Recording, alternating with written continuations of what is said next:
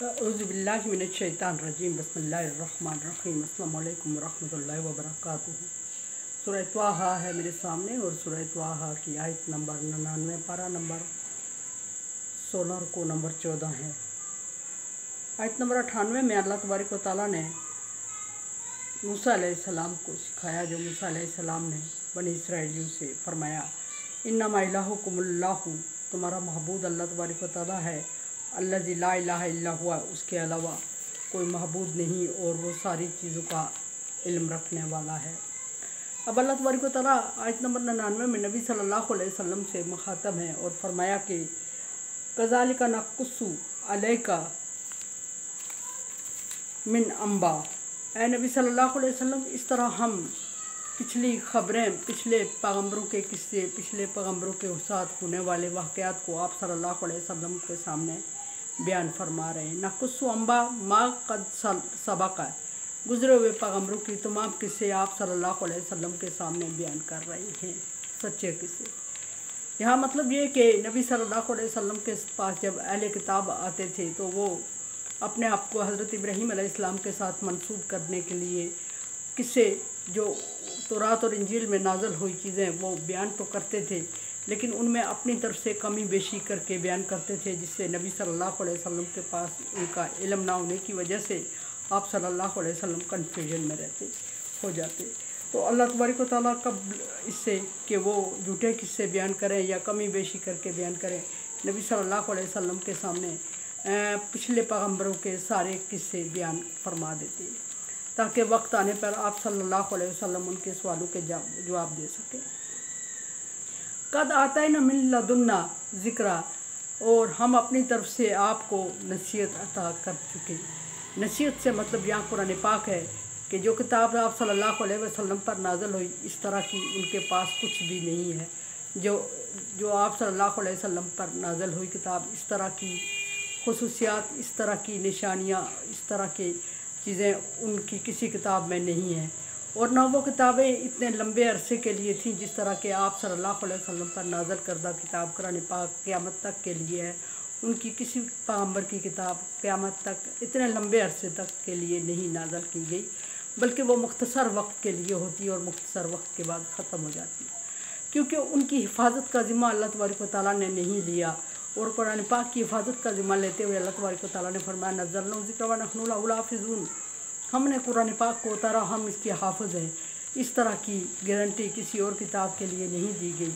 तो जब उसके पैगम्बर दुनिया से जाते रहे तो उस वक्त के उलमाए कराम ने उनमें अपनी मकसद की, अपनी मनमानी तब्दीलियाँ कर दी थी और उस तरह उनका दीन मिट के रह गया था।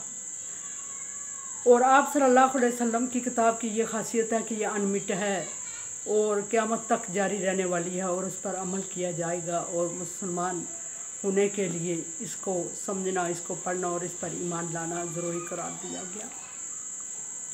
मन आरज़ अनहु, जो इससे इनकार करेगा, जो मुँह फेरेगा, जो इससे रूगर्दानी करेगा, फ़इन्नहु यहमिल यौमल क़ियामा विज़रा, क़यामत के दिन वो बहुत बड़ा बोझ उठाए हुए होगा।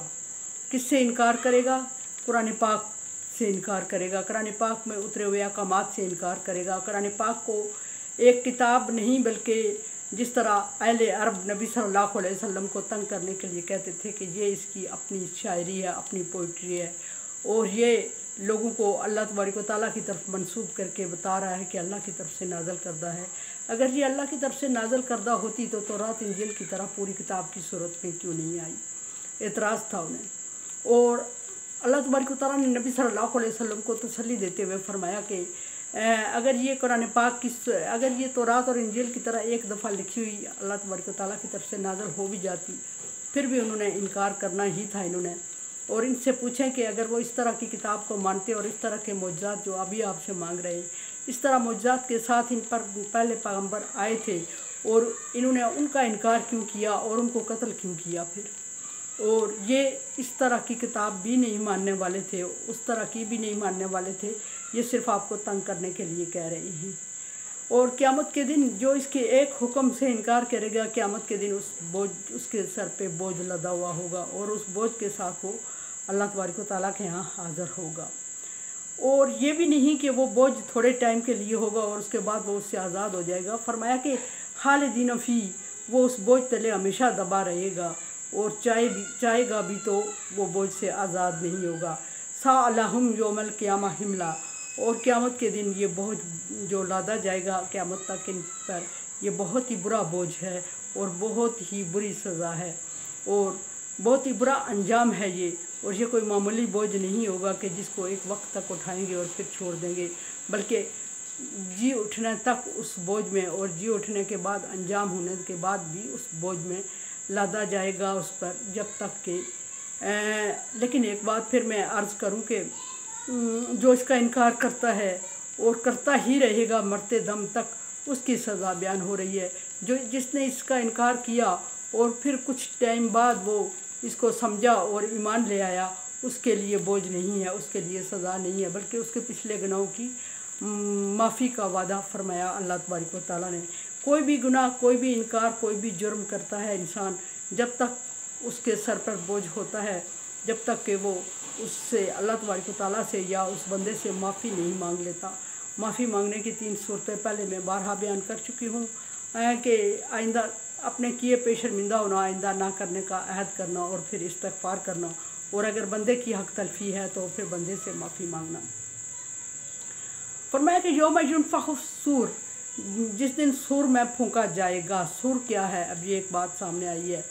सूर का फरमाया कि उसका साइज़ दायरा ज़मीन और आसमान के बराबर है।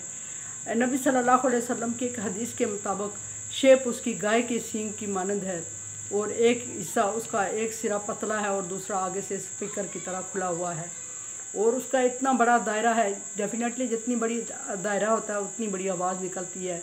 वो कोई दायरा है ज़मीन आसमान के दरमियान जितना साइज़ है, इतने साइज़ का, और फूंका जाएगा तो इतनी बड़ी आवाज़ होगी कि जिससे ज़मीन आसमान फना हो जाएंगे। फरमाया कि जिस दिन सूर फूंका जाएगा, सूर्य अव्वल की बात हो रही है। नक्शरुल मुजरिमीना यौमइज़िन ज़ुरक़ा, और उस दिन लोग मुख्तलिफ रंगों की आंखों के साथ हाज़िर होंगे। मुख्तलिफ रंगों की आंखों के साथ मतलब ये कि जिसका जितना हवास बाख्ता होगा उसकी आंखों का रंग उतना ही तब्दील हो चुका होगा और वो हवास बाख्ता हो के एक दूसरे की तरफ देख रहा होगा फटी हुई आंखों की तरह, और जिस तरह के उसकी आंखें फट जाएंगी, उसकी आंखों का साइज, उसकी आंखों का रंग जिस तरह हो जाएगा, रंग बिरंगी हो जाएंगी, और वो उसी तरह हैरान परेशान हवास बाख्ता अल्लाह तबारक व तआला की दरबार में हाज़िर होंगे। यतहाफ़तूना बैनहुम, और वो आपस में डिस्कस कर रहे होंगे। और डिस्कस क्या कर रहे होंगे? आपस में चहमगोइयाँ सरगोशियाँ कर रहे होंगे, और वो सरगोशियाँ करके कह रहे होंगे कि इल्ला बिस्तुम इल्ला आशरा, हम तो 10 एक दिन दुनिया में रहे हैं।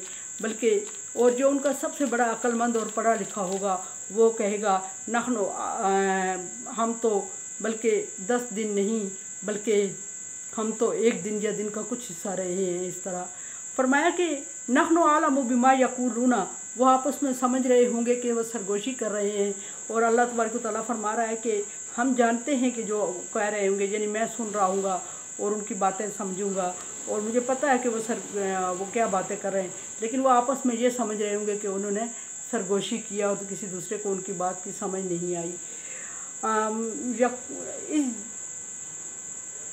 यक़ूलु अमसालुहुम तरीक़तन इन लबिस्तुम इल्ला यौमा, और उनमें जो अक्लमंद बंदा होगा, जो सबसे ज़्यादा पढ़ा लिखा होगा, वो उनके साथ जब वो गुफ्तगू करके आपस में फ़ारिग होंगे कि हम 10 दिन दुनिया में रहे, तो वो कहेगा होश करो, 10 दिन नहीं, 10 दिन किधर रहे हो, बल्कि एक दिन या दिन का कुछ हिस्सा।